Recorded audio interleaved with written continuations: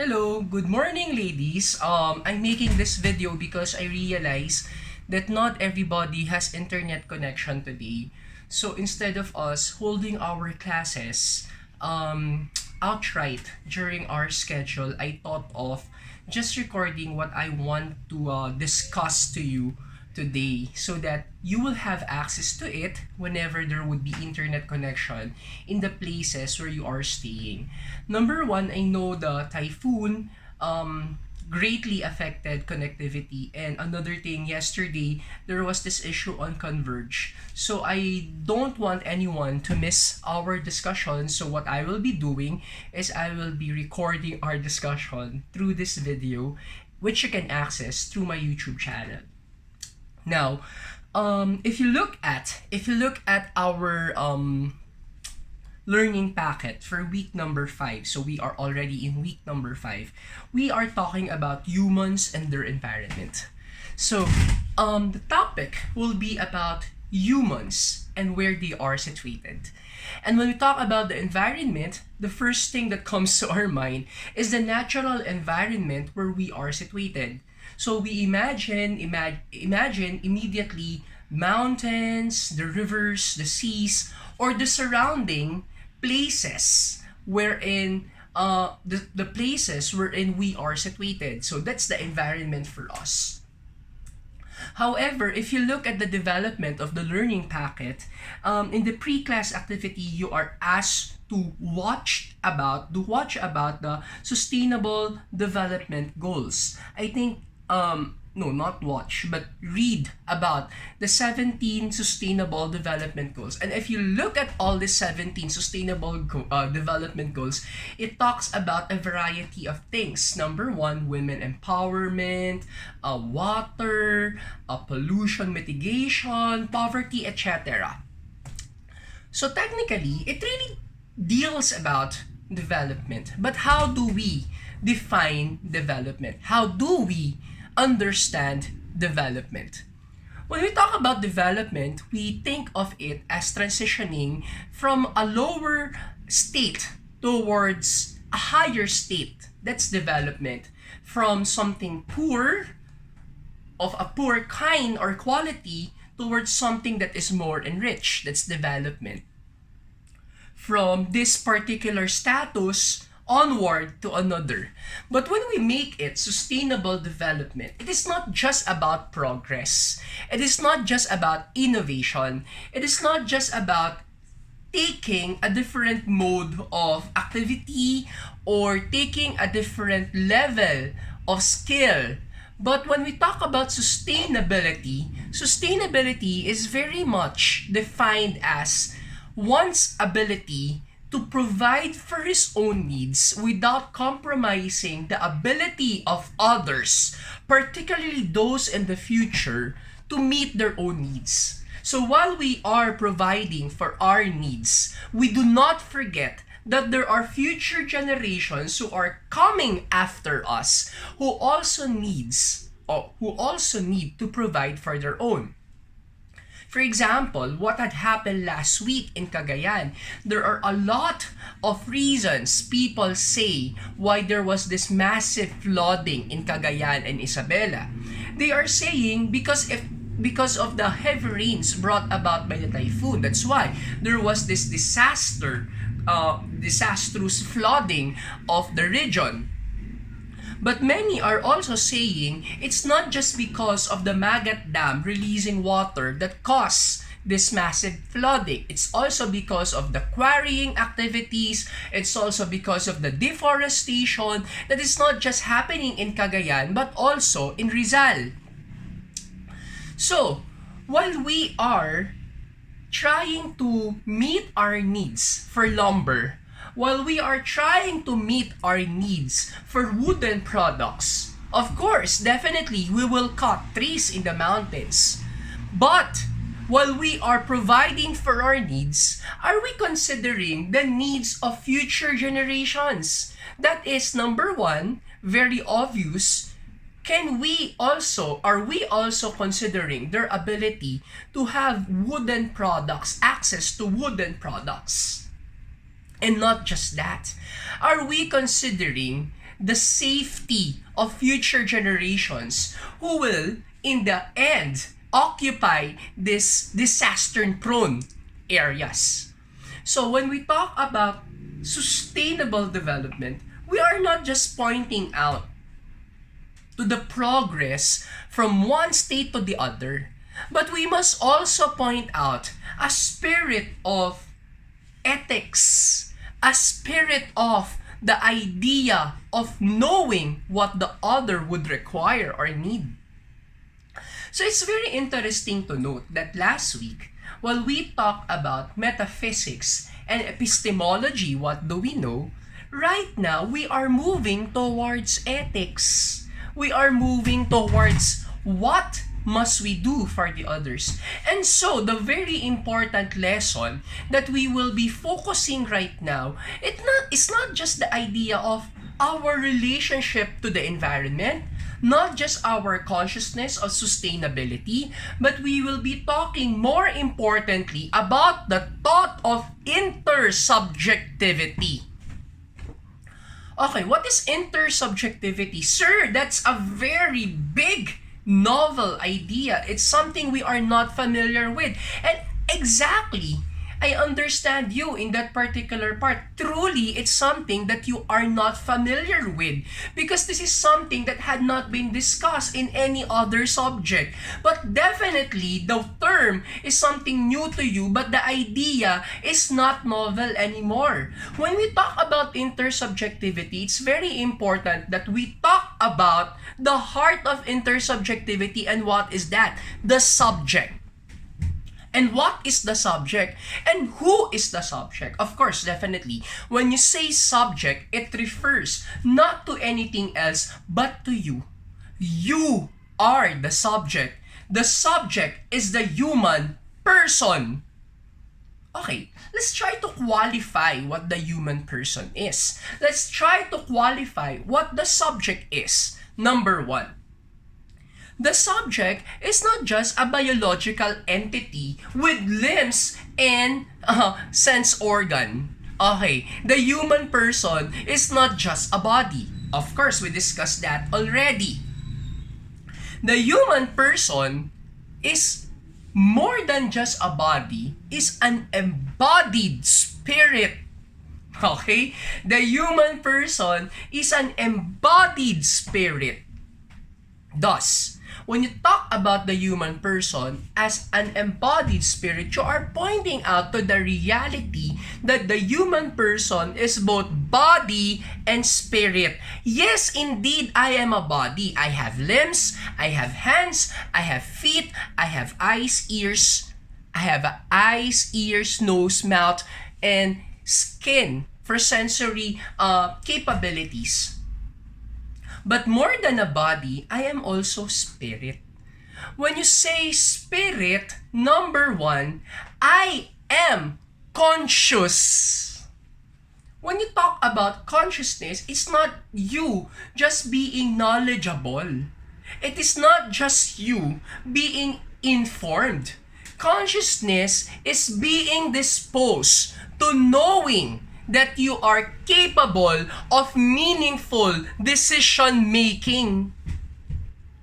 So, we talked about before how animals are not conscious of their own consciousness. Indeed, they are capable of knowing whether or not they are in danger. They are capable of knowing what is good for them. As a matter of fact, I think animals even have emotions. But the thing is that even if they feel something about their offspring, even if they know that they are in danger, they are not basically conscious of their own consciousness. What does that mean? They cannot purposely direct their thoughts towards doing something that is meaningful for them. Example, while beavers can make dams, they cannot make it beautiful. They just do it following the idea or instinct of what a dam must be. It should be something that control water. But they cannot put color on it. They cannot put carvings on it. They cannot choose, oh, this wood instead of this wood, because this wood is something more artistic over this. So when we are conscious, we are not just intelligent. When we are conscious, we are not just rational. When we are conscious, we are direction laden. We are also purposive. We are also directed towards some definite and meaningful end. So we are conscious. Number 2, a subject is not just conscious. He must also be free. Okay? And what do you mean by freedom? Okay? Freedom is not just the ability to do the things that you like to do. Freedom is not just the liberty to be able to dispose yourself into doing something that you think will be beneficial for you. When you talk about freedom, it is actually the exercise of your ability to choose, which is considered good or fruitful or meaningful to you. So, when you talk about freedom, it is you disposing yourself into doing something that is useful. Okay? It is like putting into action your consciousness. Okay, the subject is not just conscious. The subject is not just free. Okay? The subject also has potential. What do you mean by potential? Well, I was saying, I think that everyone, okay, if you will agree, everybody in class can become a doctor. Everybody in class can become an engineer. Everyone in class can be an architect. Everybody can be a president. But those who will become architect, doctors, or president will only be those people who will be exerting effort to study. You will only be a doctor if you choose to take that tedious 10 years of preparation to become a doctor. You will become a president if you run for the office and campaign and spend your money. So, a human person has potential. Everybody has potential. But then again, even if he has potential, the human person will always be able to realize a particular potential based on his free choice. Understood? So, right now, there is potential for me to just discuss to you this particular topic live. I can do that. But I chose to use this medium of recording this video and posting this in YouTube instead of meeting you personally. That is the potential there. And I realized the potential of meeting you through this recorded video.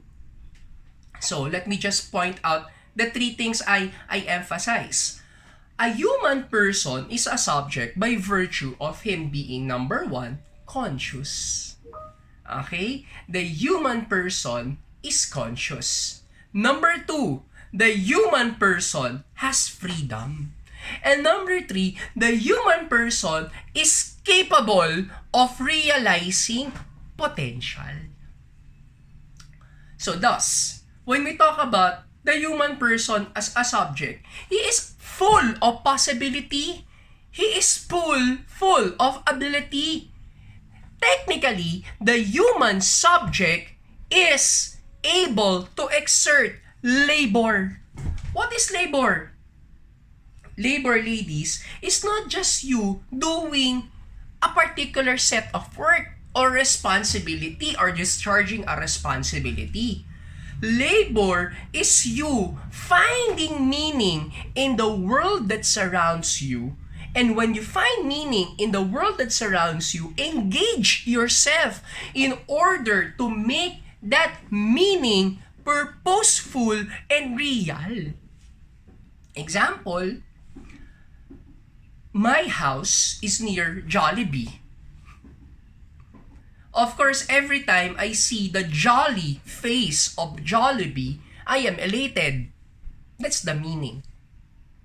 But it's either I can just smile with the fact that I see Jollibee's face most often, more often than most people, or I can choose to think that Jollibee is not just a happy face, but a fast food in which I can dine in and order food. Now, in front of the counter, I can choose. I am not just fed with burger or spaghetti. I can choose if I want to take palabok, if I want to take peach mango pie, if I want to take burger steak, or if I want to take sundae or whatever.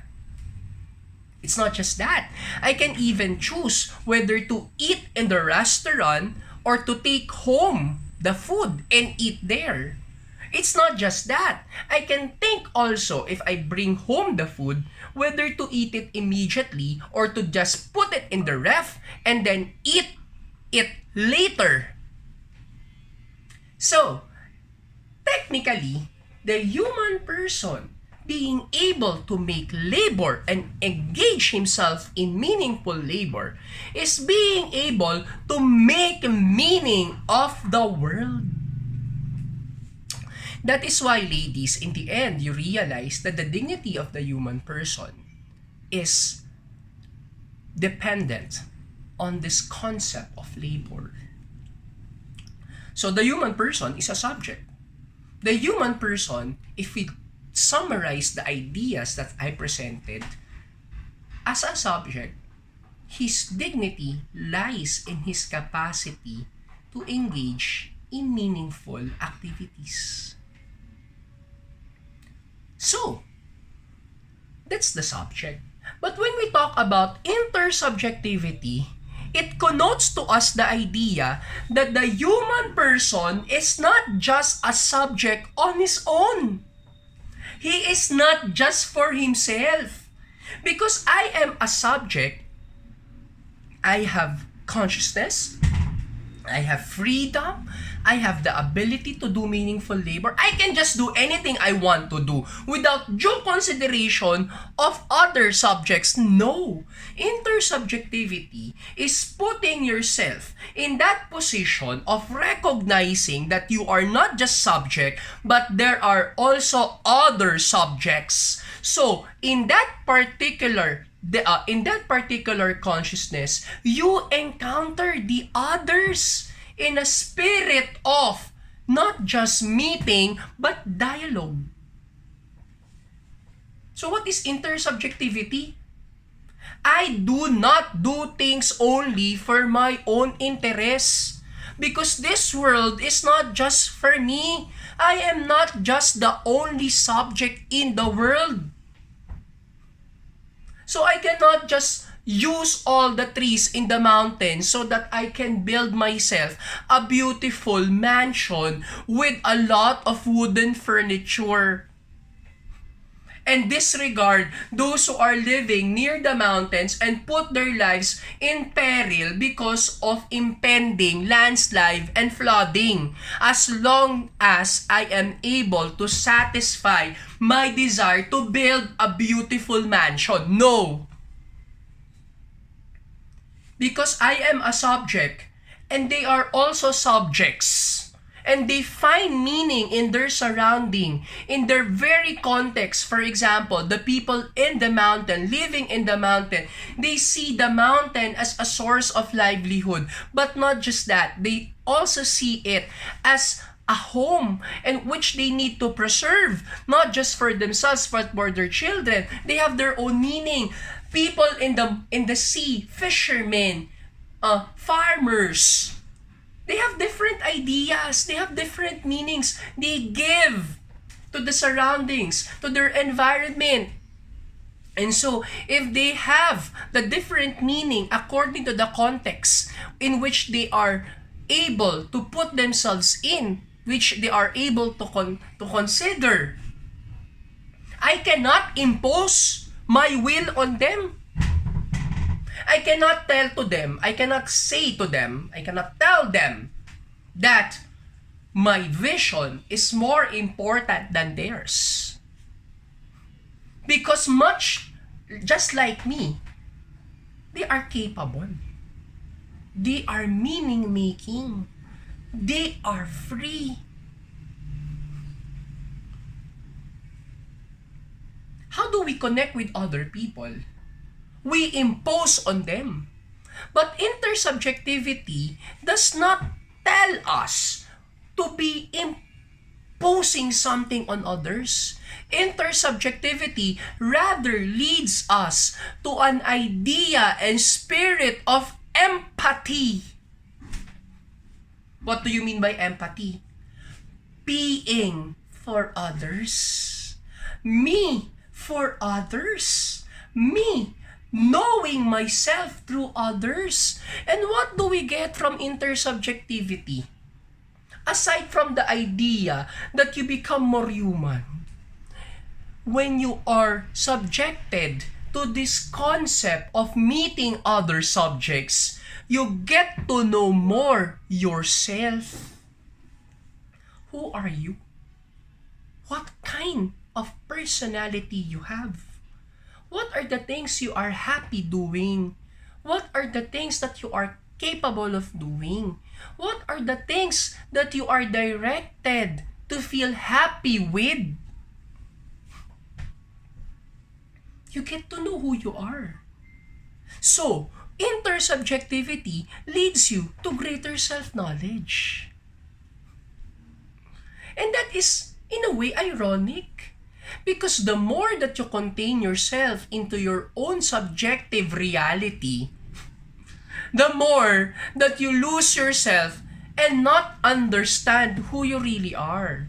But if you are able to open yourself up and encounter with other subjects, then you become more capable of understanding what kind of person you are.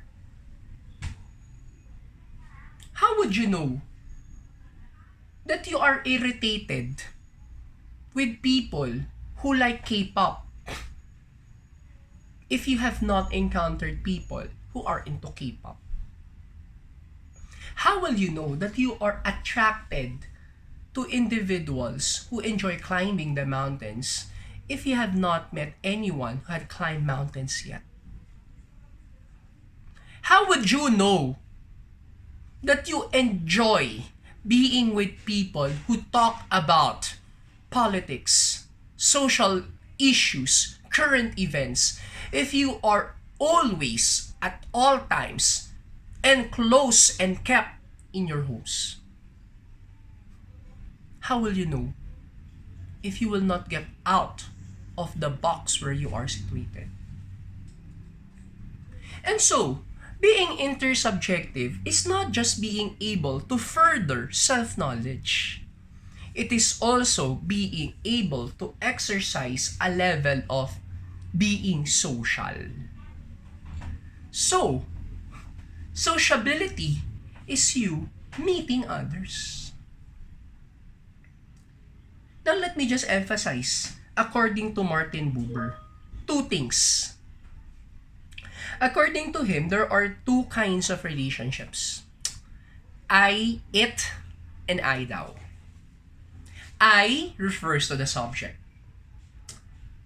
Dash it, I dash it is the first relationship. Instead of meeting others as subject like myself, I meet them as object. So subject, that is me, connecting with it, others who are objectified. And when I objectify other people, I connect myself to them because they are of utility to me. They are useful. And when I think they are useful, I don't see them in entirety. I just see them according to what is useful to me. In other words, my knowledge of objectified others is partial. Example, I will connect myself with Sister Teresita because she's the principal. And I will just be having a professional relationship with her because she hires me to become a teacher in St. Paul. More than that, I don't care about her. She is just a principal who runs a school. And maybe in an I-it relationship, she sees me only as a teacher who teaches philosophy. Is the I-it relationship bad? No. Why? Because we are people living in a material world. We are people with needs. We are people with tendencies.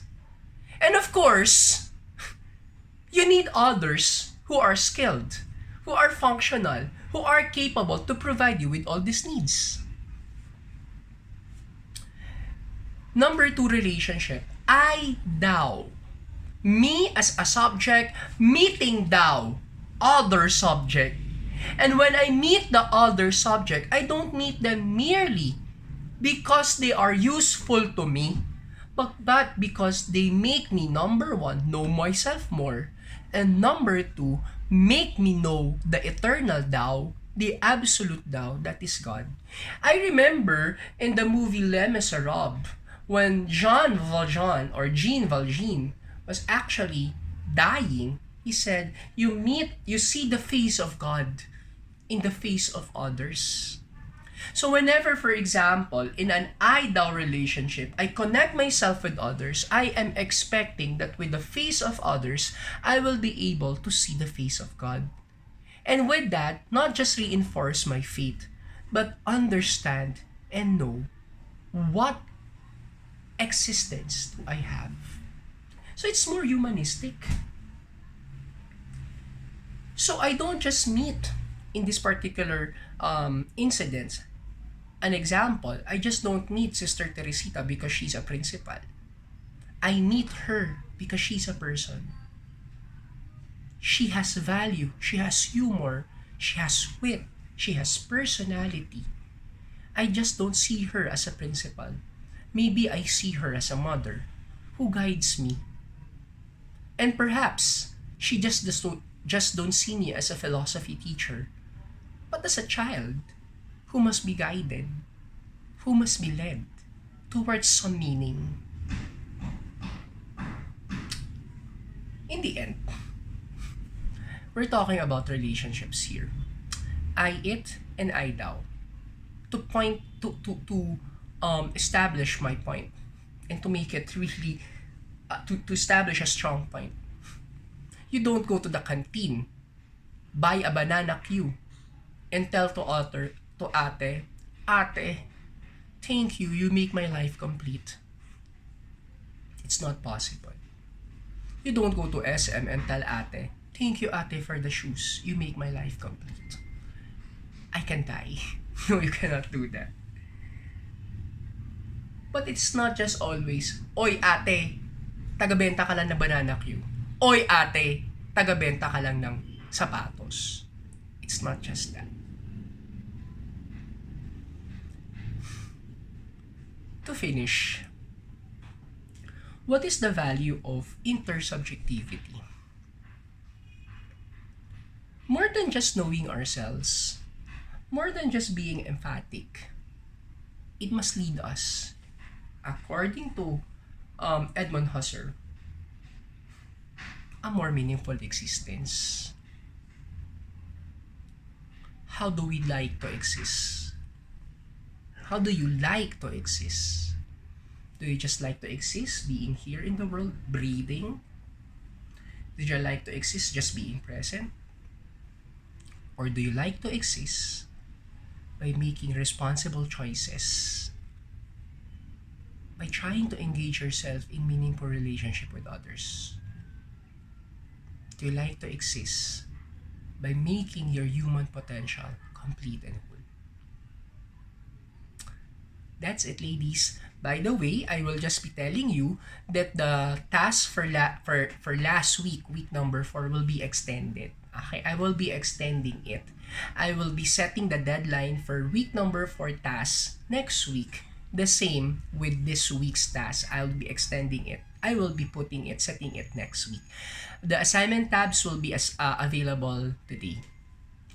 Bye, ladies. I hope you understand and learn something. If you have questions, you can just chat or just put it in our discussion board. Thank you. Goodbye.